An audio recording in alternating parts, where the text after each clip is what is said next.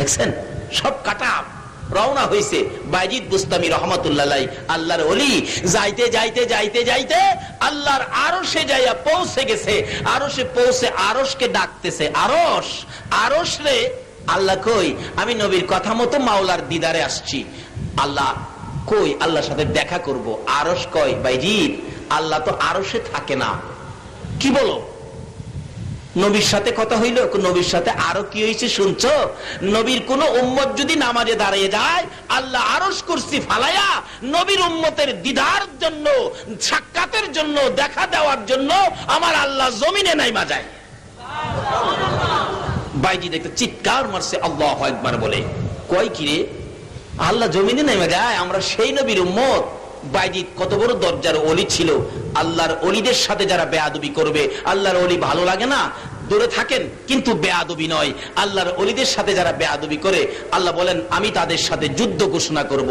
আল্লাহর ওলি বাইজিদ বুস্তামি রহমাতুল্লাহ আলাইহি তরিকতের কাজ নিয়ে যাচ্ছে, তরিকতের কাজ যাচ্ছে, তরিকতের তালিম দেবেন। রাস্তার মধ্যে ক্লান্ত হয়ে একটা গাছের নিচে বসলে একটু রেস্ট নেবেন, তো বসছেন।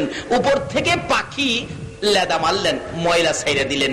পাখির লেদা আইসা আল্লাহর ওলি বাইজিদ বুস্তামির জামার মধ্যে পড়ছে। বাইজিদ বুস্তামি উপরের দিকে একটু রাগ হয়ে তাকাইলেন, আমি সফরে বাহির হলাম, আমার জামা তো একটা, তুমি একই করলি। আল্লাহ বলছে আমার ওলিদের সাথে যারা বেয়াদবি করবে আমি তাদের বিরুদ্ধে যুদ্ধ ঘোষণা করব। ওলিদের সাথে বেয়াদবি করেন না।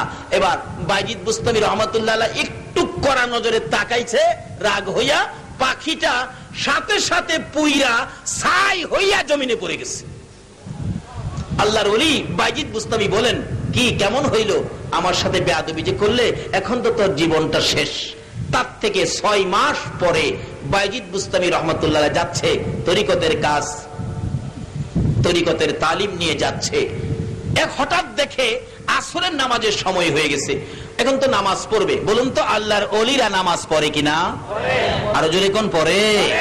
আমার নবী যা দিছে আল্লাহর ওলিরা তাই নিছে। নবী মেরাজের সফর করে আনছে নামাজ, সঙ্গে সঙ্গে ওলিরা নামাজ নিয়ে গেছে। নামাজ ব্যতীত ওলি হওয়া যায় না।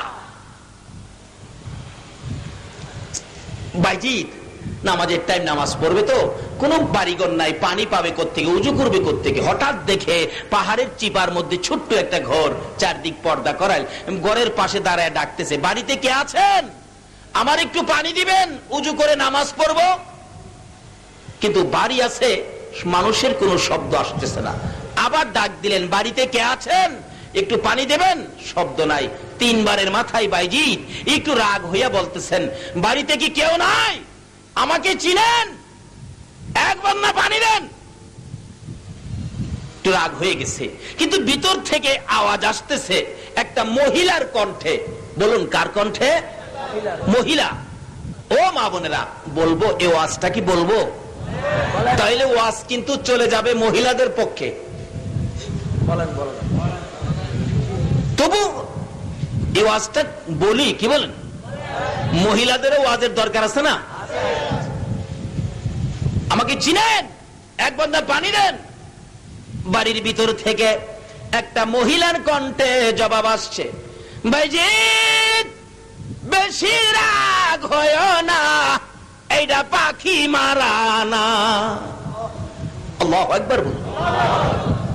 মহিলা ভিতরতে ডাকে, বাইজিদ রে রাগ হইস না রে বাইজিদ, এইটা পাখি মারা না। বাইজিদ কই, আমি যে পাখি মারছি কবে আমারই তো খেয়াল নাই। মহিলা কেমনে জানে? আমার নাম যে বাইজিদ, জীবনে দেখা নাই, এই কেমনে জানে? তাহলে বোঝা গেল আমার চেয়ে বুজুর্গ মহিলাটা। কয় না, কয় না, দেখছেন মহিলাদের পক্ষে যাবে দিকে কয় না। আমার চেয়ে বুজুর্গ মহিলাটা কি? আরো জোরে কোন মহিলাটা কি? আমি জীবনে কোনোদিন দেখা নাই, আমার নাম কেমনে জানে? আমি যে পাখি মারছি মহিলা জীবনে কোনোদিন দেখে নাই, মহিলা খবর কেমনে জানে? তাহলে বোঝা গেল আমার চেয়ে বুজুর্গ মহিলাটা বেশি। এক বেচারা নাকি বয়স 140 বছরের বেচারা তার ছেলেরে বলতেছে, বাবারে আমার বয়সের কোনো মানুষ মনোপৃথিবীত নাই, আমার 140, শুরু সময় কি দেখছি, এখন কত কিছু হয়েছে, কর্ণফুলী ব্রিজ হয়েছে, আমানত শাহ ব্রিজ হইছে, আমার একটু টাকা পয়সা দে, ঘুরা গাইরে আমি দেখাই কত কিছু হইছে। বেটা পোলার কাছ থেকে টাকা লিয়া ঘুরতেছে, দেখতেছে বাবা কিছু ছিল না, এখন কি হইলো, 140 বছর, আমার চেয়ে বয়সের কেউ নাই। যায়া দেহে তার চেয়ে বয়সের আরো মুরব্বী রাস্তার মধ্যে এক বেচারা বইয়া কানতেছে। জিজ্ঞেস করলেন, বাবা আপনি বুড়া মানুষ কানতেছেন, আপনার বয়স কত? কো বাবা রে আমার বয়স তো 145। হাই হাই, তাই আমার চেয়ে বেশি বয়স, 45 বছর বয়স, আপনি রাস্তা বইয়া কানতেছেন, ব্যাপার কি? কো বাবা দুঃখ কার কাছে কমু, আমার বাবা আমারে মারছে। কোন কি তাইলে আপনার বাবাও আছে? কই না থাকলে আমারে মারছে। হ্যাঁ কয় আমি কইছিলাম আমার বয়স বেশি 140, ওখানে দিহানে আমার চেয়ে অনেক বুজুর্গ বয়সে বেশি, এখন বহুত। কইতে তাহলে আপনার বাবা কই একটু দেখে আসি। কই যে বাড়ির সামনে বসা দেখেন, যায় কইতেছে চাচা এই পোলারে বুড়া বয়সে মারলেন, এটা একটা কাম করলেন। ওই বেটা রাগ হয়ে গেছে, হ্যাঁ বেটা কোত্থেকে আইছস দরদি দেখাইতি বেটা, হ্যাঁ 3 বার কইছি আমার বাবারে হুক্কারা জ্বালায়া দিত। আরে কোন কি তাইলে কি আপনার বাবাও আছে? আরে না থাকলে কইছি।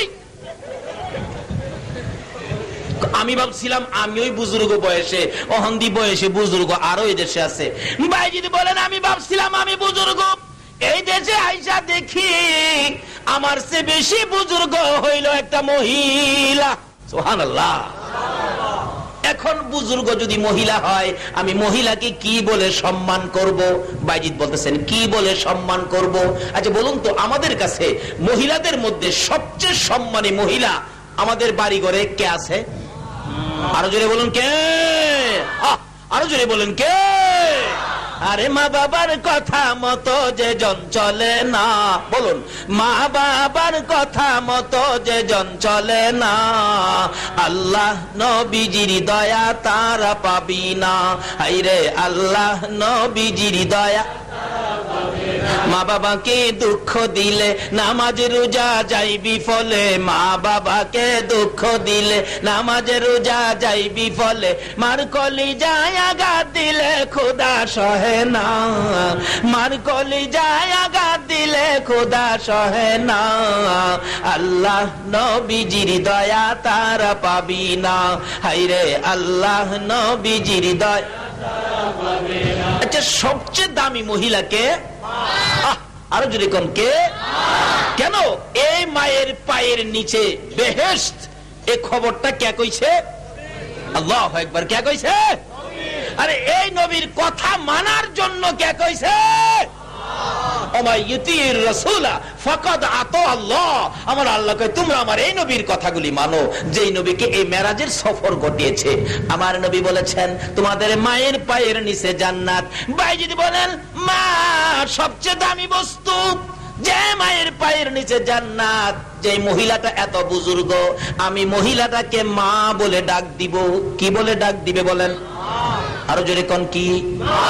মহিলাকে যদি মা বলে ডাক দেয় মহিলারা বড় খুশি হয়। কোন সন্তান যদি মাকে মা বলে ডাকে, মা দেখবেন জবাব দেন আমারে কিছুই দিস না রে বাবা, সকালে একবার আমারে মা কইয়া ডাক দিস, বিকালে বাড়িতে আইসা আমারে মা বলে ডাক দিস, আমি মায়ের কলিজা ঠান্ডা হইয়া যা। এখন এক জাতের পুরুষ আছে বিয়া শাদী শেষ করে দিলে আর মাকে মা ডাকতে মন চায় না। এক ঘটনা মুরব্বীদের কাছে শুনেছি, বিবাহে শাদী করানোর পরও ছেলেটাও MA পাস, মেয়েটা হলো BA পাস। তারা ঘুমাইতে ঘুমাইতে বাজে রাত্র 10টা 11টা, কিন্তু মা বলতেছেন বাবা তোমাকে MA পাস করাইলাম, তোমাকে একটা বিয়ে করার দরকার, আমি বুড়া মানুষ, রান্না বাড়ার কাজ আমি আর কত করব। মার ইচ্ছা হলো ছেলেকে বিয়ে করাইলে রান্না বাড়ি করে ছেলের বউ আমার সামনে খানা দিবে, আমি আদরের সন্তানের বউয়ের হাতের খানা, রান্না খানা আমি সুখে শান্তিতে খাবো। দেখা গেল বিয়ে করাইলেন যেই মেয়েটাকে বিয়ে পাস, তো তার 12টা পর্যন্ত টিভিওই দেখে, রান্না তো করেই না। আরো বরঞ্চ মা কই বউয়ের হাতের খানা খাইবো, মা রান্না বাড়ি করে বউরে খানা দিয়া মা খায়া ঘুমায়। আরো পরিশ্রম বাড়ছে না কমছে? ছেলে চাকরি করে, থাকে প্রায় 30 কিলোমিটার দূরে, সপ্তাহে একদিন বাড়িতে আসে। আসার পরে মা নালিশ দিলেন, বাবা আমার রান্না করতে হয়, বুড়া মানুষ, তুমি তোমার বিবি সাহেবরে কও না একটু রান্না বাড়া করতে, এই শীতের রাত্র আমি রান্না করতে করতে আমার ঠান্ডা ধরে ফেলছে। আচ্ছা আমি বলবো। স্বামী স্ত্রী ঘুমাইলেন এক রুমে, পাশের রুমে মা, বুড়া মানুষ তো ঠান্ডায় পড়ে গেছে, রাত্রে একটু কাশি দেয়, কাশি আইছে, ঠান্ডা হইলে কাশি ধরে না। বিবি সাহেবা বলতেছেন, তোমার মা খালি কাশে, এই ঘরে আমি থাকবো না। ওই যুবকটা বলেন, কও কি তুমি? মা তুমি রাত্রে কাশতে পারবা না? মা বলেন, বাবা আমি তো কাশি তো থামায় রাখতে পারি না, বুড়া মানুষ, রাত্রে কাজ করতে হয় শীতের মধ্যে, তোর বিবি সাপ তো কাজ করে না, আমি কি করবো রে বাবা? বলে, আমি নিষেধ দিলাম তুমি কাশতে পারবা না। আচ্ছা বলুন তো, কাশি কি নিষেধ দিয়া থামানো যায়? বুড়া মানুষ কাশতেছে, বিবি বলেন এই ঘরে আমি থাকবো না। স্বামী বলেন, তুমি যাইবা কই? প্রয়োজন পরে মারে বাইরে কিনে দিব।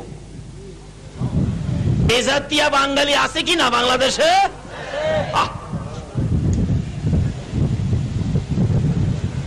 অথচ মা এই সন্তানের জন্য কত কষ্ট করেছে, কত প্রস্রাব পায়খানা মা সাফ করেছে, মেথরের দায়িত্ব মা নিয়েছে। যেদিন আপনার আমার মতো সন্তানের মুখ দেখবে মা, 3 দিন পর্যন্ত ব্যথা, একদিন পর্যন্ত ব্যথা সহ্য করেছে, দ্বিতীয় দিন আর সহ্য করতে পারে না। শাশুড়ির কাছে বলে দিয়েছে, শাশুড়ি আম্মা আমার সন্তান হবে, ব্যথা সইতে পারি না। শাশুড়ি ঘরের দরজা বন্ধ করে দিয়ে অপেক্ষায় সন্তান হবে। 2 দিন পার হইয়া যখন রাত্র হয়ে গেছে, তোমার আমার মা ব্যথায় অস্থির হইয়া ডাকতেছে, মহিলারা রে ব্যথার সহ্য করতে পারি না, ঘরের মধ্যে যদি একটা দাও থাকে, দাওটা আমার হাতে দাও, গলাটা কাইটা আমি মৃত্যুবরণ করি। সহ্য হয় না ব্যথা, জিহ্বা কামড়াইয়া কুচি কুচি করে ফেলেছে। অবশেষে শাশুড়ি বলতেছেন, তোমরা কারা আছো? ঘর থেকে দাও জাতীয় সব বাইরে ফালাইয়া দাও। সারা রাত পার হয়ে গেল, 3 দিনের ব্যথা, তোমার আমার মা মাঝে মাঝে বেহুশ হইয়া যায়। ঘরের মহিলারা জগের পর জগ, বালতির পর বালতি আমার মার মাথায় পানি দিছে গো। মাঝে মাঝে মা জ্ঞানটা যখন ফিরে আসতো, চিৎকার মেরে ডাক মারতো, মহিলারা রে আমার স্বামী কই গো, আমার স্বামীরে আমার পাশে আসতে বলো। স্বামী যখন পাশে আসছে, স্বামীর পায়ে ধরে চিৎকার মেরে কাঁদছে, স্বামী 3 দিনের ব্যথা আর সইতে পারি না, মন বলে আমি বাঁচবো না। স্বামী গো পায়ে ধরে যদি মরে যায়, আমার জীবনের অপরাধ ক্ষমা করে দিও। স্বামী ঘর থেকে দৌড়াইয়া বাহির হইয়া মসজিদে চলে গেছে। ইমাম সাহেব, হুজুর আমার বিবির জন্য দোয়া করুন, আমার বাচ্চা হবে। আমার বিবি বলে বাঁচবে না। ডাকছে তোমার আমার মা, আবার শ্বশুর কই, আবার শাশুড়ি কই। তারা মায়ের জায়গায় বাবার জায়গায় বলেন না আমার কাছে আসতে। শ্বশুর শাশুড়ি যখন আমার মায়ের সামনে যাইতো, শ্বশুর শাশুড়ির পায়ে ধরে কান্ত, মা বাবা গো, মা গো ক্ষমা করে দিও, 3 দিনের ব্যথা আর সহ্য করতে পারি না, মন বলে আমি বাঁচবো না। শ্বশুর শাশুড়ি নামাজের বিছানাটা বিছাইয়া 2টা হাত বাড়াইছে, মাবুদ আমার ছেলের বউ কান্দে, বাঁচবে না বলে আমরা 2 জনে মিলে হাত বাড়াইয়া ডাকলাম, আমার এই ছেলের বউয়ের হায়াত বাড়াইয়া 2টা 2 জায়গায় করে দাও গো আল্লাহ। জোরে জোরে কন্যা সুবহানাল্লাহ। দয়ার শ্বশুর দয়ার শাশুড়ি যখন দোয়া করে দিলেন, আমার আল্লাহ বলেন, ফেরেশতারা রে আর ব্যথা সহ্য করতে পারে না। এবার দেখ তার শ্বশুর শাশুড়ি আমার জন্য দোয়া করে দিছে। ও মা বোনেরা, শ্বশুরের দোয়া নাও না, শাশুড়ির দোয়া নাও না, তাদের দোয়া তো আল্লাহর দরবারে কবুল হয়ে যায়। আল্লাহ বলেন, ও ফেরেশতারা যা, জলদি করে যা, বাচ্চাটার মাথাটা উপরের দিকে ছিল, মাথাটা ঘুরাইয়া দে। বাচ্চার মাথা যখন নিচের দিকে ঘুরাইয়া দিছে গো, তোমার আমার মার পেটে পেটে থাইকা আমরা পাও দুইটা যখন উপরে গেছে, এই দুইটা পাও দিয়া আমার কলিজায় ঠাস ঠাস করে লাথি মারছি। মা আবার বেহুশ হয়ে গেছে। মহিলারা মাথায় পানি দিছে, পানি দিয়া গোর বাসাইছে। হঠাৎ করে তোমার আমার মতো একটা সন্তান দুনিয়ায় যখন বেরিয়ে গেছে গো, মা বেহুশ হয়ে পড়ে আছে। আমার আল্লাহ বলেন, ফেরেশতারা রে বাচ্চাটারে কান্দাইয়া দে, বাচ্চাটারে কানতে দে। ফেরেশতারা বাচ্চাকে কান্দাইয়া দিলে কান্দার আওয়াজ যখন মায়ের কানে লাগছে, তোমার আমার মা সকল ব্যথা বুইলা মার জ্ঞান ফিরা গেছে গো। মা পাগলিনী রক্ত মাখা শরীর লইয়া দুইটা হাত বাড়াইছে। তোমরা কারা ঘরের মধ্যে আছো? 3 দিনের ব্যথায় জিব্বা কামড়াইয়া যে সন্তানের জন্য জিব্বা কামড়াইয়া শেষ করে দিয়েছি, আমার সন্তানের কান্নার আওয়াজ শোনা যায়, আমি দুইটা হাত বাড়াইলাম, দে আমার সন্তান আমার হাতে উঠাইয়া দে। 10 মাস 10 দিনের ব্যথা আমি মা দূর করে দিব। এই দুঃখিনী মাকে কষ্ট দেয়, ঘর থেকে বের করে দিলেন। বলুন, মা কষ্ট পাইছেনি? একজনে কইছে পাইছে। আর মনে কারো মা কষ্ট পায় নাই? মাশাআল্লাহ। মা এই কষ্ট আপনাকে আমাকে পেটে নিয়ে মা করছে কিনা বলুন তো?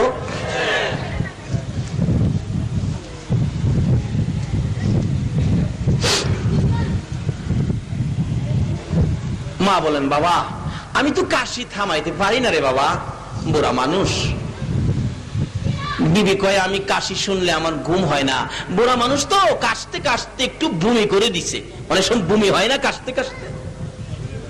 অথচ আমরা যখন ছোট ছিলাম, আমরাও ছোট কালে কাশতে কাশতে বমি করতে চাইলে মা দুইটা হাত বাড়াইছে, সন্তানের বমিটা মা হাতের মধ্যে লইছে। আর ওই মা কাশতে কাশতে বমি করে দিছে, তার ছেলের বউ বলে, তোমার মা বমি করে, আমি এই ঘরে থাকবো না। ছেলেটা বলেন, বিবি মা বমি করে তুমি থাকবা না, তুমি যাইবা কই? তোমার মা যে বমি করে, রাখো, মারে বাইর করতেছি।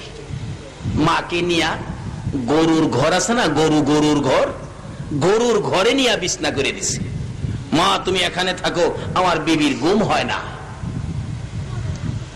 কাজটা কি ভালো করলো না? কি বলেন, কি করলো? এই মারে কষ্ট দিলে নামাজ পড়া লাভ হবে? রোজা রাইখা লাভ হবে? পীরের মুরিদ হইয়া লাভ হবে? পিসাব হইলেও কোনো লাভ?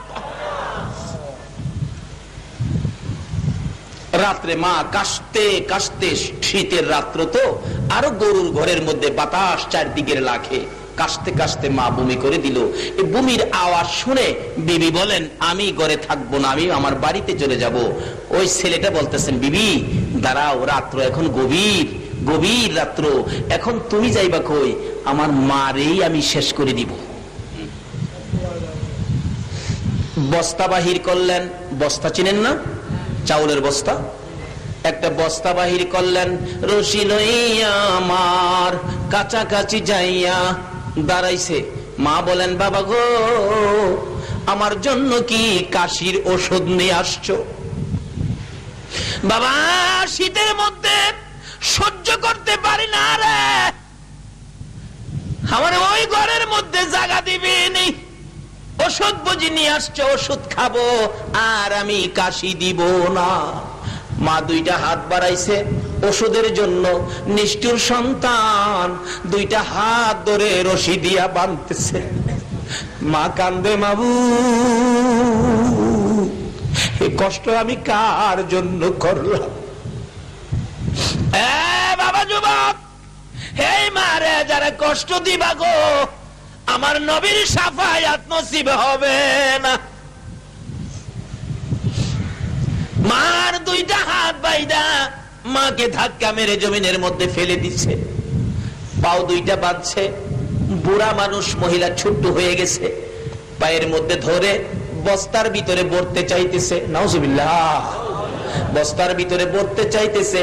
হঠাৎ করে এক হাতে ধরা ছুটে গেলে মার মাথাটা নিচে ছিল, গার খানি ভেঙে গেছে। মা একটা চিৎকার মারছে, বাবু এ কষ্ট আমি কেমনে সইব গো মাবুদ। বস্তার ভিতরে ভরে কাদের মধ্যে করে নিয়ে যাইতেছে বহুদূর জঙ্গলার কিনারে, গুরুস্থান কবরস্থানের কিনারে নিয়ে কবরস্থানের কাছে রাইখা বস্তার থেকে মাকে ফালাইয়া ঘাটটা ভেঙে গেছে।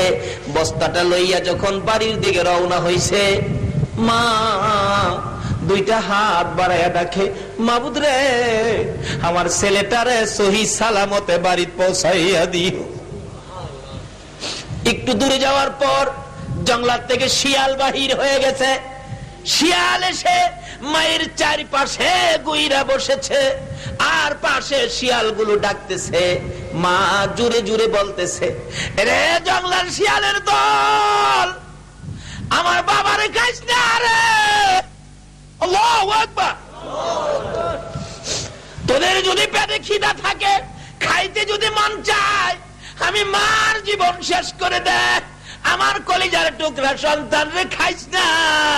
মাবুদ রে আমার বাবারে সহি সালামতে বাড়ি পৌঁছাইয়া দাও। ওই ছেলেটার কানে যখন আওয়াজটুকুন পৌঁছে গেল, ছেলেটা দাঁড়াইয়া শুনতেছে, শিয়াল আইসা গেছে মায়ের কাছে। মা নিজের জন্য কিছু কয় না, আমার জন্য দি মা দোয়া করতেছে।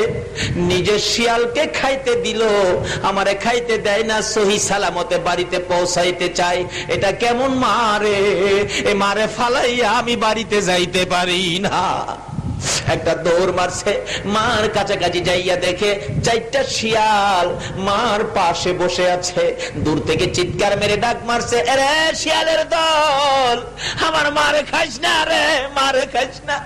মার সাথে বেয়াদবি করেছি, অন্যায় করেছি, মায়ের কাছ থেকে ক্ষমাটুকু নিতে হবে, খাইস না রে, তোদেরকে অনুরোধ করি।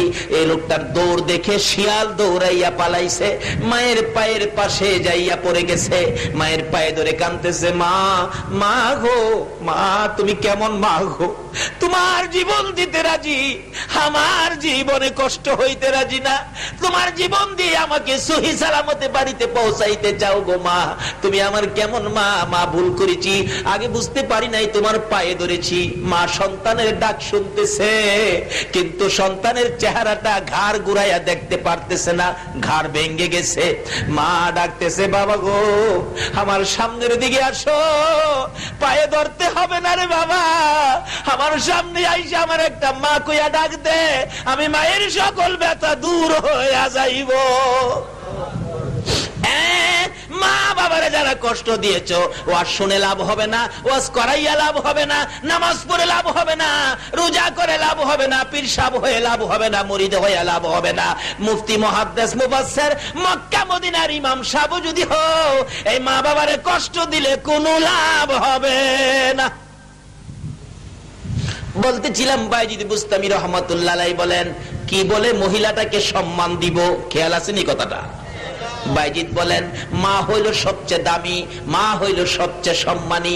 ঘরের পাশে দাঁড়ায় ডাক মারলেন, মা, মা তুমি আমার মা লাগো গো মা। বাইজিদ বলেন, তুমি আমার মা লাগো? মা হইয়া জবাব দেন ছেলের সাথে, বাবা তুমি যখন আমাকে একবার ডাক দিছো, আমি সংসারের কাজে ব্যস্ত ছিলাম, আবার ডাক দিছো, সংসারের কাজে ব্যস্ত ছিলাম, তিনবারের মাথায় যখন রাগ হয়ে গেছো, আমি তো বলেছি বাইজিদ রাগ হইস না, এরা পাখি মারা না। মা এত বুজুর্গি কি করে হাসিল করেছেন জানতে চাই। ওই মহিলাটা জবাব দেন, বাইজিদ এ বুজুর্গি হাসিলের পিছনে হলো আমি জীবনে কোনোদিন এক ওয়াক্ত নামাজ ছাড়ি না। মহিলা কি কয়? নামাজ। ফটিয়ার মা বোনেরা, যদি বাইজিদের চাইতে আরো বড় ওলি হইতে চাও, তাহলে আমার নবী মেরাজের সফর করে যায় নামাজ নিয়ে আসছে, এই নামাজের আমল শুরু করে দাও। বাইজিদ রে, এক নাম্বার হলো আমি জীবনে কোনোদিন নামাজ ছাড়ি না, দুই নাম্বার হলো আমি বেপর্দা হইয়া ঘর থেকে বাহির হই না, তিন নাম্বার হলো আমি স্বামীর কথার বাইরে কোনো কাজ করি না, চার নাম্বার হলো বাইজিদ রে আমি আমার স্বামীরে জীবনে কোনোদিন কষ্ট দেই না রে বাইজিদ। পাঁচ নাম্বার হলো স্বামী যা রোজগার করে আনে, আমি স্বামীর এই রোজগারের মধ্যে সন্তুষ্ট থাকি, যাই নসিবে থাকে তাই খাই, স্বামীরে আমি ব্যথা দেই না। 5 নাম্বার হলো স্বামীর কথার বাইরে কোথাও যাই না, কাজ করি না। এ ভাইজি, স্বামীর আগে ঘুম পাড়ায়, তারপরে আমি নিজে ঘুমাই। স্বামীর আগে ঘুম না পাড়াইয়া আমি কোনোদিন আগে ঘুমাই না ভাইজি। তারপরে হলো আমি আমার স্বামী যখন অসুস্থ হয়ে গিয়েছিল, স্বামীকে কোলে করে ঘরের বাহির করেছি গোসল করাইয়া রে ভাইজি। আবার কোলে করে ঘরের মধ্যে নিয়েছি, মাথার ক্যাশ দিয়ে চুল দিয়ে আমার স্বামীর পানিগুলি মুছে দিয়েছি। আমি আমার স্বামীর জীবনে কোনোদিন কষ্ট দেই না। এই আমলগুলি আমার মধ্যে থাকার কারণে রে ভাইজি আমি তোমার চেয়ে আরো বুজুর্গি লাভ করে ফেলেছি। জোরে জোরে কোন সুবহান। আসুন এই কাজগুলি আমরা করি, মা বাবার সাথে সম্পর্ক ভালো রাখি। নবীজি মেরাজের সফর করে নামাজ সদাই হিসাবে আমাদের জন্য নিয়ে আসছেন। আবার রাসূল বলেছেন আসসালাতু মেরাজুল মুমিনিন, আবার বলেছেন আসসালাতু মিফতাহুল জান্নাহ, নামাজ বেহেশতের চাবি, এবং এই নামাজ দিয়ে মাওলার দিদার করা যায়। আসুন এই মেরাজের বরকত যদি পেতে চান তাহলে নামাজ ধরুন। শাবানের বরকত যদি নিতে চান নবীকে ভালোবাসুন। রমজানের বরকত যদি পেতে চান মা বাবার খেদমত করুন। আর যদি মা বাবাকে কষ্ট দিয়ে থাকেন আজকে বাড়িতে যায় মার পায়ে ধরুন, বাবার পায়ে ধরুন, ক্ষমা নেন। রমজান আসার আগে আল্লাহ সেই বুঝ দেখ, সেই শক্তি দেখ। সকলে বলুন আমিন। আসুন শেষ কথা হলো 3 নম্বরে খেদমত করতে হবে মা বাবার। কোরআন শরীফে আমি 3টা ওয়াজ, কোরআন শরীফ হাদিস শরীফে 3টা ওয়াজ আমি পাইছি। 1 নম্বরে হলো ভয় করতে হবে আল্লাহকে, 2 নম্বরে হলো মহব্বত করতে হবে নবীকে, 3 নম্বরে হলো খেদমত করতে হবে বাপ মাকে। বলুন কাকে? আরো জোরে কোন? বাপ মা যদি ছোটকালে আমাদেরকে লালন পালনের দায়িত্ব না নিত আমরা কি বাঁচতে পারতাম? শীতের রাত্রে দেখছেন মা ঘুমাইছে এক পাশে, বাবা আরেক পাশে, মাঝখানে আমরা। দেখবেন শীতের রাত্রে যে প্রস্রাব করে দিচ্ছেন তো মা দেখবেন ঘুমের থেকেই হাতটা বাড়াইছে বাচ্চার নিচে, বাড়ায় না? ঘুমের থেকে দেখে ভিজা ভিজা লাগে, মা দেখবেন চট করে ঘুম থেকে উঠে বাবার বিছনাটা ভিজা খাতা সরায়া শুকনা খাতাটা দিছে, আবার প্রস্রাব করলে আরেকটা খাতা দিছে, আবার প্রস্রাব করলে আরেকটা খাতা দিছে। খা দুধ সারে খালি মুত, কি কর? খা দুধ সারে কি কত আর খাতা বদলাইব? অবশেষে খাতা শেষ। মা দুঃখিনী নিজের আঁচলটা, কাপড়ের আঁচলটাকে 4 ভাগ করে বাবার নিচে, বাচ্চার নিচে দিছে, আবার এখানে প্রস্রাব করে দিছে। দেখবেন মা দরদি প্রস্রাবের ভিজা জায়গাটা মা নিজে শুয়া বাচ্চাটাকে শুকনার মধ্যে শুয়াইছে, আবার প্রস্রাব করে দিছে। অবশেষে দেখবেন মা বাচ্চাটা বুকে নিয়ে থরথর করে কাঁপতেছে, কিন্তু সন্তানকে কষ্ট দেয় না। এই মাকে যদি কেউ কষ্ট দিয়ে থাকেন, নামাজ পড়তে পারেন, রোজা রাখতে পারেন, মুফতি হতে পারেন, মুহাদ্দিস হতে পারেন, মুফাসসির হতে পারেন, মুহাদ্দিস হতে পারেন, মক্কা মদিনার ইমাম সাহেব হতে পারেন, এই মারে কষ্ট দিলে আল্লাহর জান্নাতে যাওয়া হবে না। তাই আমি আমার গজলের মধ্যে বলি, মা বাবার কথা মতো যেজন চলে না, বলুন মা বাবার কথা মতো যেজন চলে না, আল্লাহ নবীজির দয়া তারা পাবি না। হায়রে আল্লাহ নবীজির দয়া। মা বাবাকে দুঃখ দিলে নামাজ রোজা যাইবি ফলে, মা বাবাকে দুঃখ দিলে নামাজ রোজা যাইবি ফলে, মার কলিজায় আঘাত দিলে খোদা সহে না, মার কলিজায় আঘাত দিলে খোদা সহে না, আল্লাহ নবীজির দয়া তারা পাবি না। হায়রে আল্লাহ নবীজির দয়া। সব বরবাদ হয়ে যাবে যদি এই মার সাথে কেউ বেঈমানি করেন। ভাইসা মা বাবার সাথে নাফরমান সন্তান আছেন আমাদের বাংলাদেশে? কার সাথে নাফরমানি করেন? মা আপনার আমার মতো একটা সন্তানের মুখ দেখার জন্য মা কত কষ্ট করেছে, কি বলেন? কষ্ট করে নাই? যখন আমরা মায়ের পেটে গেছি 2 মাস 3 মাস পর্যন্ত মা বমি করতো, খালি বমি, কিচ্ছু খাইতে পারে নাই। মা যদি ইচ্ছে করতো এই কষ্ট করে সন্তান দরকার নাই, কি বলেন? পারতো না? তারপরও দেখেন 7 মাস 8 মাস বয়স হইলে মা কিছু খাইতে পারে না, ঠিকভাবে শুইতে পারে না, ডাইন দিকে কাত হয়ে শুইলে আমরা লাথি মারতাম, মা বাম দিকে কাত হইতো, আবার লাথি মারছি, মা ওইটা দাঁড়ায় গেছে, আবার লাথি মারছি, লাথিটা মায়ের কলিজাটার মধ্যে লাগছে। কারো কাছে কয় নাই, জিব্বা কামড়াইয়া সহ্য করে দুইটা হাত বাড়াইয়া ডাকে, মাহমুদ কবে গো এ সন্তানের মুখ আমারে দেখাইবা। এ সন্তানের মুখ দেখতে যাইয়া কত কত মা বিদায়ী হয়েছে। হয় নাই? হয় নাই? ডেলিভারিতে মা মারা যায় নাই? বাস্তব ঘটনা। শেষ কথা, আমি দোয়া করে দিব। আমি যখন ওয়াজের মাঠে আসি নাই, মসজিদে ইমামতি করতাম। যে মহল্লাটা ইমামতি করতাম, এই মহল্লার মধ্যে ঘটনা, একটা মেয়ে, গরিবের মেয়ে, বাচ্চা হবে, 3 দিন পর্যন্ত প্রসব ব্যথা, অস্থির। ওই মেয়েটার মা মসজিদের দক্ষিণ পাশের জানালার কাছে দাঁড়াইয়া আসরের নামাজের পরে, আল্লাহ সাক্ষী, এইভাবে দুইটা হাত বাড়াইয়া ডাকতেছে, আপনারা আমার মহল্লাবাসী, আপনারা আমার গ্রামবাসী, আপনাদের কাছে আমার মেয়েটার জন্য জীবন ভিক্ষা চাই। কাঁদতেছে আর বলতেছে, আমাকে আপনারা সাহায্য করেন, আমার মেয়েটারে বাঁচাই। আল্লাহ বলছেন, কেউ যদি এইভাবে অসহায় কোনো ব্যক্তি আল্লাহর রাস্তায় সাহায্যের জন্য হাত বাড়ায়, আল্লাহ কয় এই হাতের নিচে দিয়ে আমি আল্লাহর কুদরতি হাত দুইটা বাড়ায় রাখি। এরকম যদি কেউ হাত বাড়ায়, হাত খালি দিবেন না, আল্লাহ বরদাস্ত করবে না। কিন্তু কেউ দিল না। মাগরিবের পর সালাম ফিরাইয়া মোনাজাত করলাম না, দাঁড়াইয়া বললাম, বাবারা ভাইয়েরা, আপনাদের মহল্লাবাসী অসহায় ব্যক্তি এইভাবে দোয়া চাইলো, আপনারা দোয়া করলেন না, কিছু সাহায্য চাইলো, সাহায্য দিলেন না, একবারে খালি দিলেন, কাজটা তো ভালো হলো না। একজন মুরব্বী বলেন, বাবা, কে কার জন্য রোজগার করে রাখছে, কে কারে দেয়? একদিন এই দেশ ছাড়তে হবে, এই পোশাক খুলতে হবে, সাদা পোশাক পরতে হবে, কবর দেশে যাইতেই হবে। আসুন এই কবরের মেহমান হওয়ার আগে কি করতে হবে সেজন্য একটু আলোচনা আপনাদেরকে নিয়ে করব কোরআন হাদিস থেকে। তাই আসুন আলোচনায় ঢুকে যাই, কবরের আযাব সম্পর্কে কিছু আলোচনা। আসুন আগে বাড়ি, তাই আলোচনায় ঢুকবো সরাসরি।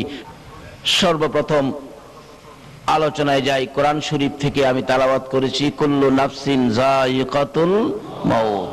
আমাদের সকলকে একদিন মৃত্যুর স্বাদ গ্রহণ করতে হবে কিনা? এই যে হবে, এটা আমাদের কথা না, কথাটা আল্লাহর। বলুন, কথাটা কার?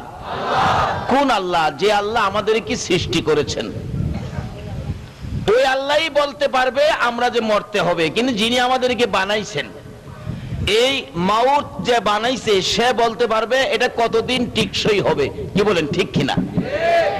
এই ফ্যানটা যে বানাইছে, সেই বলতে পারবে এটা কতদিন টিকসই হবে। কিন্তু এটা যে বানাইছে, সে বললেন এটা 5 বছর টিকসই হবে। আমি যদি বলি 50 বছর, বলুন তো আমার কথাটা কি সঠিক হবে? কেন? এটা বানাইছে যে, সেই জানে এটার মধ্যে কি মেডিসিন দেওয়া আছে, সেই বলতে পারবে কতদিন টিকসই। তাই আল্লাহ রাব্বুল আলামিন আমাদের এই বডির মধ্যে নাট বল্টু যা কিছু আছে সবগুলো কে দিয়ে বানাইলেন? যেই জাতের জিনিস দিয়ে বানাইলেন, ওই মালিকই বলতে পারবে এটা যে কতদিন যাবে। এই জন্য বলতেছেন, তোমরা সকলেই একদিন মৃত্যুর কুলে ঢলে পড়তে হবে। যদি জিগাই, খোদা গো, কোন মেডিসিন দিয়ে বানাইলেন আমরা যে মৃত্যুর কুলে ঢলে পড়ব, তা আল্লাহ ওয়াজ করে বোঝাবে। কোরআন শরীফ, খলিকাল ইনসানু যায়িফা, তোমরা যে মরে যাইবা,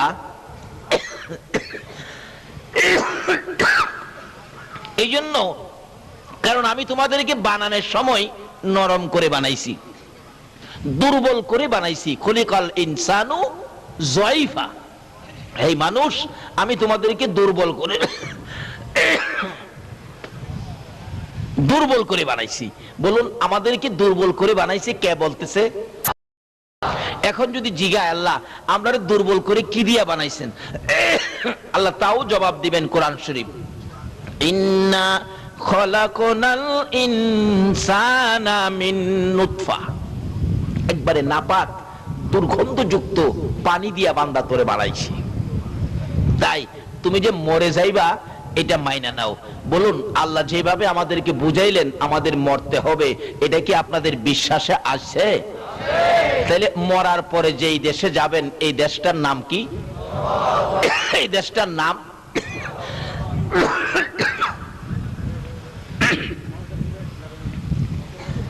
এখন আমাদের দেশের মানুষ কুয়েত যায়, কাতার যায়, সৌদি যায়, লন্ডন যায়, আমেরিকা যায়। যাওয়ার আগে দেখবেন বন্ধু বান্ধবদেরকে জিগায় কুয়েতের অবস্থা কি, পরিবেশ কেমন, কাতারের পরিবেশ কেমন, যে জায়গাটায় যাব জায়গাটা ভালো নেই, এমন কিছু জয় জিজ্ঞাসা করে। আচ্ছা, আপনারা যে এই দেশ ফালায়া কবরে যাবেন, কবরের অবস্থা কি কেউ কি কোনোদিন কাউরে জিগাইছেন? জিগায় না। অথচ এই কবরটা যাইতে হবেই, না যায়া কোনো উপায়। আজকে দুনিয়ায় একটা ঘর বাড়ি করতে গেলে নিজের কত চেষ্টা, অথচ কবরের বাড়িতে যে আপনি যাবেন আপনার কোনো চেষ্টা নাই। আপনি মৃত্যু হইয়া দেখেন না এলাকার লোকজন আপনার বাড়িটা বানানোর জন্য তৈয়ার হবে কিনা বলুন তো? কেউ কোদাল নিবে, কেউ খন্তি নিবে, কেউ ঘাস কাটতে যাবে, কেউ কাফনের কাপড় আনতে যাবে, আপনাকে বিদায়ের জন্য পাগল পাগল হয়ে যাবে যত বড়ই হন, কিন্তু 2 দিন আপনাকে কেউ রাখবে না। আচ্ছা, এই কবরটার ভিতরে যে আপনি যাবেন, কবরের খবর কি কেউ নিছেন? এই কবরটা যে কত কঠিন।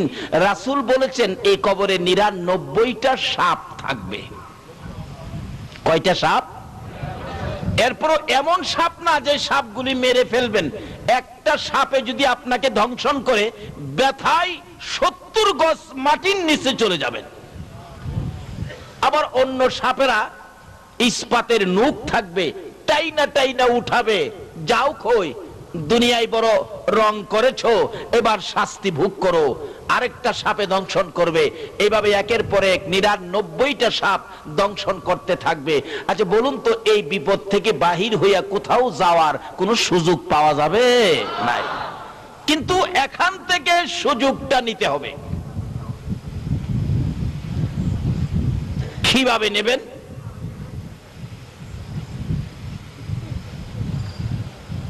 বাবারা, এখান থেকে সুযোগ কিভাবে নেবেন এই কবরের চিন্তা আজকে থেকে করুন। মা খাদিজাতুল কুবরা রাদিয়াল্লাহু তাআলা আনহার জীবনী খুলুন। আমার নবীর প্রাণ প্রিয় বিবি, সুখে দুঃখের সঙ্গিনী, যেই খাদিজা জীবন জৈবন ধন সম্পদ সব নবীর কদম মুবারকে ঢেলে দিয়ে নবীর সহধর্মিনী সঙ্গিনী হয়েছিলেন, ওই খাদিজার জীবনী।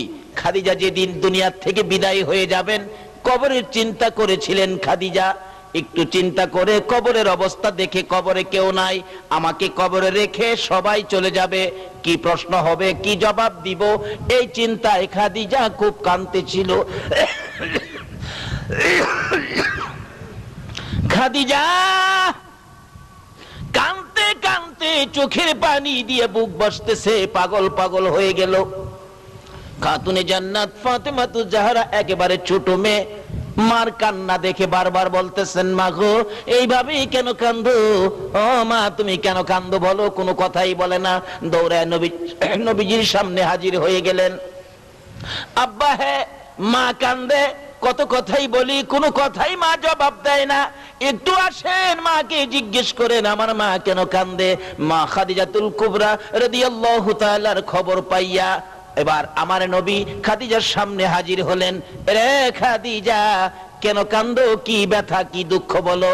হুজুর, অন্য কোনো দুঃখ নয়, আমি তো কবরের চিন্তায় আমি কাঁদতেছি। কবরে একা করে কেমনে থাকবো, প্রশ্ন কি হবে, কি জবাব দিব, সেই ভয়ে কান্দি। আমার নবী বলেন, খাদিজা রে, আমি রাসূল তোমার পক্ষে আছি, এত ভয়ের কারণ তোমার নাই। বলুন, রাসূল যদি কারো পক্ষে থাকে কোনো ভয় আছে কিনা? ও খাদিজা, আমি রাসূল যে তোমার পক্ষে, তোমার কিসের ভয়? খাদিজা বলে, হুজুর দুনিয়ায় আপনি থাকবেন আমার পক্ষে, কবরে তো আপনি যাবেন না। রাসূল বলেন, খাদিজা কবরে না গেলেও আমি উপর থেকেও ভিতরের কাজ চালাইতে পারি। আল্লাহু আকবার বলুন। বলুন, নবী উপর থেকেও ভিতরের কাজ চালাইতে পারে কিনা? যদি নবীর পরিচয় কবরে যা দেওয়া যায়, আর কোনো ভয় আছে? তার বাস্তব। আমি কিছুদিন আগে কেরানীগঞ্জ মাহফিলে গেলাম। কেরানীগঞ্জের এমপি হলেন আমানুল্লাহ আমান এবং মন্ত্রীও। মাহফিল শেষে রাত্র 12টা 1টার পরে বাহির হব। বললাম এত রাত্রে যাব, রাস্তা গাড়ি নিয়ে কোনো বিপদ হয়, গাড়ি নিয়ে ব্রেক দেয়, কি করি না করি। যে একজন কমিটির লোক বলে, হুজুর একটা পোস্টার নিয়ে যান, পোস্টার, এই পোস্টারটা দেখাবেন। সব শেষ, কারণ পোস্টারের মধ্যে আমানুল্লাহ আমানের নাম আছে, উনিও ছিলেন, তার বাড়ির পাশেই মাহফিলটা ছিল। ঠিকই পোস্টারটা নিয়ে আসলাম, সংসদ ভবনের পিছন দিয়ে গাড়ি ঢুকলো, রাত্র প্রায় 2টা। এমনি দেখি কালো পোশাক হাত বাড়াইছে। কালো পোশাক চিনেন নাই? বাবারে, খুব ভালো চিনে। গাড়ি যেমন আপনি আপনিই ব্রেক হয়ে গেছে। কোত্থেকে আসলেন এত রাত্রে? মাহফিলে গেছিলাম। কোথায়? পোস্টারটা খুলে দিলাম। পোস্টার দেখে অফিসার পড়তেছে, প্রধান অতিথি আমানুল্লাহ আমান, ডালিকান্দি। ও আমানুল্লাহ আমান সাহেবের বাড়ির কাছে গেছিলেন নাকি? হ্যাঁ। উনিও ছিলেন? আমি হ্যাঁ, উনিও ছিলেন। আমানুল্লাহ আমান সাহেবের বাড়ি, উনি ছিলেন না? ঠিক আছে ঠিক আছে, যান যান যান যান। একজন এমপি, তার নাম থাকাতে রাত্রে বিপদের মধ্যে তার নাম দেখে যান যান যান, তার পরিচয়ের উপরে আমাকে যান যান, আর কোনো জিজ্ঞাসা নাই, আর কোনো কিছুই নাই, যান যান যান। আচ্ছা বলুন তো, আজকে আছে কালকে নাও থাকতে পারে, যার উসিলায় কুল কায়নাত, যার জন্য এত কিছু করেছেন, যার প্রেমে আমার আল্লাহ পাগল হয়েছেন, যার উপর আমার আল্লাহ নিজে দুরূদ সালাম প্রেরণ করতেছেন, ওই নবীর পরিচয় কবরও দিতে পারলে বলুন কোনো বিপদ থাকবে?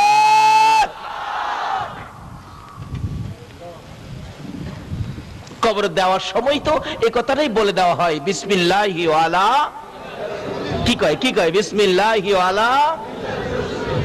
কার মিল্লাতের উপর দেওয়া হয়? এখন এই নবীকে চিনা দরকার আছে কিনা? এই নবীকে ভালোবাসা দরকার আছে কিনা?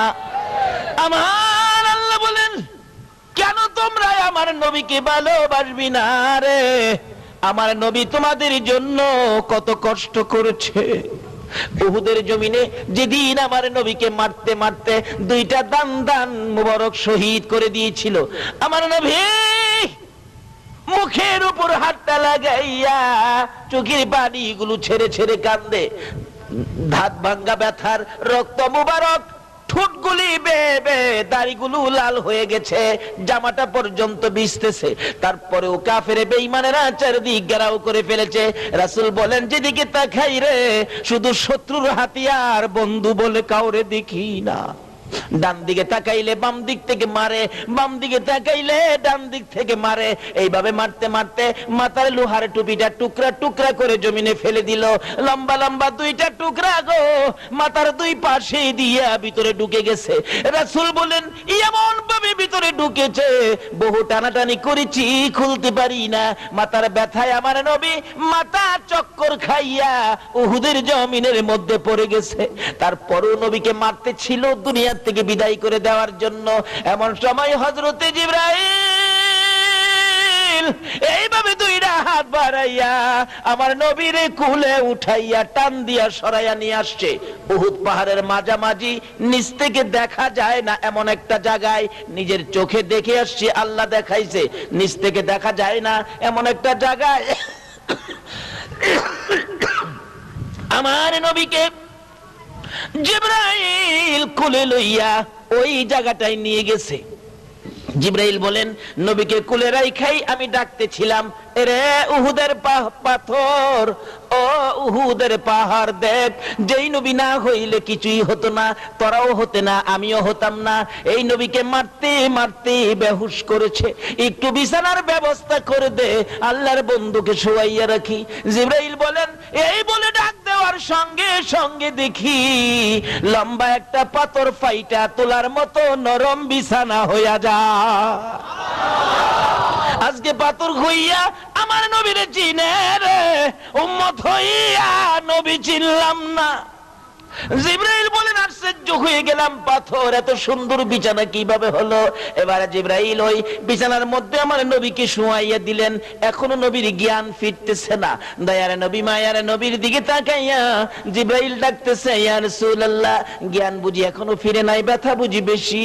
একটু পরে নবীজির চোখ 2টা খুলছে, চোখের পানি জর্জর করে ছেড়ে দিছে। জিবরাইলের দিকে তাকাইয়া জিবরাইল বলেন, ইয়া রাসূলুল্লাহ, জানতে চাই গো আল্লাহর বন্ধু, দান দান দুইটা শহীদ হয়ে গেছে, দাঁত ভাঙ্গা ব্যথা কেমন লাগে গো বলুন না, আমি জিবরাইলের কাছে বলুন না। আমার নবী জিবরাইলের দিকে তাকাইয়া কান্দে, আমার নবীর দিকে তাকাইয়া জিবরাইল বলেন, হুজুর মাথা ভাঙ্গা গো, এই মাথা ভাঙ্গার ব্যথা কেমন লাগে আমি জিবরাইলের কাছে বলুন না। আমার নবী জিবরাইলের দিকে তাকাইয়া দুইটা চোখের পানি জর্জর করে ছেড়ে ছেড়ে কান্দে, রে জিবরাইল আমার দাঁত ভাঙ্গা মাথা ভাঙ্গাই তোর বুঝি মায়া হয়েছে রে জিবরাইল, দাঁত ভাঙ্গা ব্যথা কেমন জিগাইলি, মাথা ভাঙ্গা ব্যথা কেমন জিগাইলে, রে জিবরাইল দাঁত ভাঙ্গা ব্যথা কেমন লাগে জিগাইলি, মাথা ভাঙ্গা ব্যথা কেমন লাগে জিগাইলি, আমার গুনাহগার উম্মতের ব্যথা কেমন লাগে জিগাইলি না। দয়ার নবী মায়ার নবী বলেন, জিবরাইল রে শুনো, দাঁত ভাঙ্গা ব্যথা মাথা ভাঙ্গা ব্যথার চাইতে রে আমার গুনাহগার উম্মতের ব্যথা বেশি। আর এই উম্মতের কান্ডার নবী রহমতের ভান্ডার, বলুন উম্মতের কান্ডার নবী, নবী বিনে রোজ হাসরে কে করিবে পার, নবী বিনে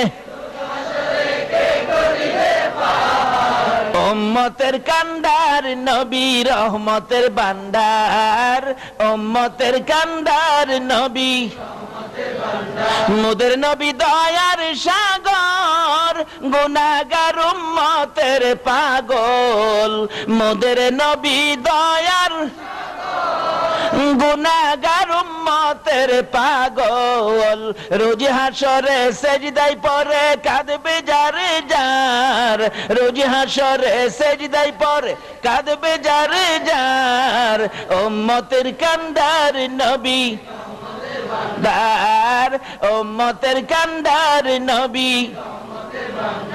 যাইয়া দেখো মদিনাতে কান্দে নবী দিনে রাইতে, যাইয়া দেখো মদিনাতে কান্দে নবী দিনে রাইতে, মাফ করিয়ে দাও গো খোদা উম্মত গুনাহগার, মাফ করিয়ে দাও গো খোদা উম্মত গুনাহগার, উম্মতের কান্ডার নবী রহমতের ভান্ডার, উম্মতের কান্ডার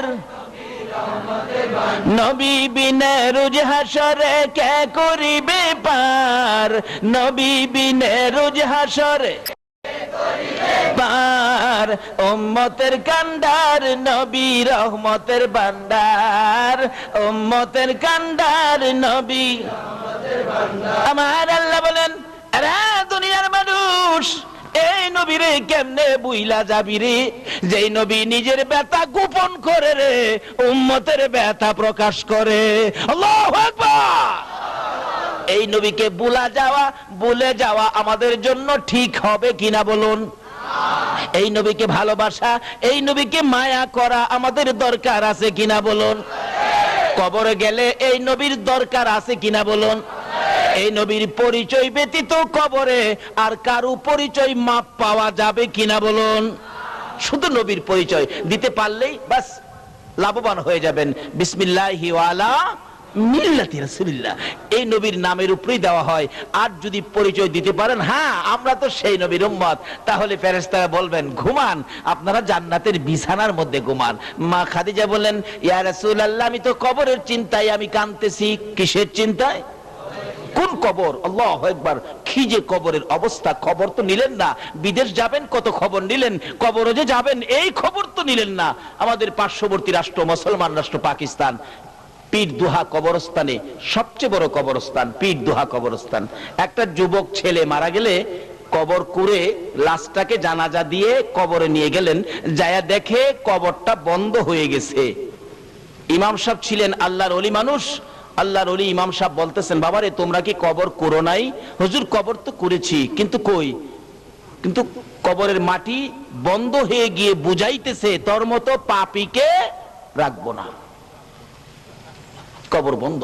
বলুন এই কবরে আমাদের প্রত্যেকের যাইতে হবে কিনা? ইমাম সাহেব বলেন আরেকটা কবর করো, আরেকটা কবর করা হলো।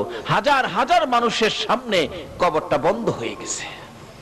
বুঝাইতেছে তোর মতো পাপীকে রাখবো না। ইমাম সাহেব বলেন আরেকটা করো, 3টা পর্যন্ত দেখি।